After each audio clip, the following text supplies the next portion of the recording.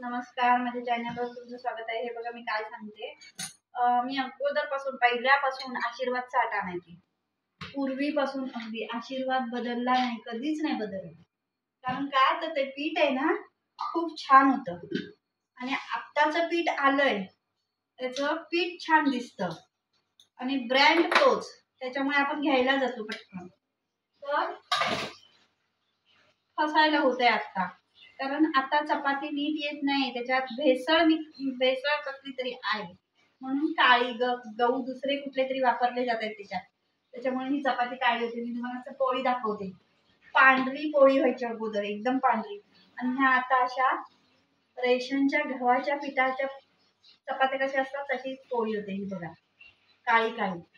तुम्हाला याच्यात व्हिडिओत पांढरी तरी थोडी दिसते, नाही तर पोळी काळी होते.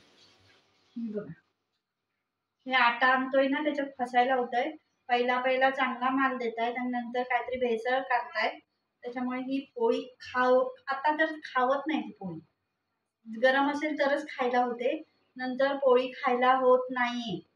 तर मी आता हा आटा बदलणार आहे, आशीर्वादचा घेऊन येणार नाही घरात, असं ठरवलंय. ही बघा, हा पोळ्या काळ्या काळ्या होत आहेत, एवढ्या पांढऱ्या शुभ्र होत होत्या की बरं पडतं आटा आणायला. कारण का, गहू आणा, ते निवडा, परत ते दळायला द्या, हे काय होत नाही.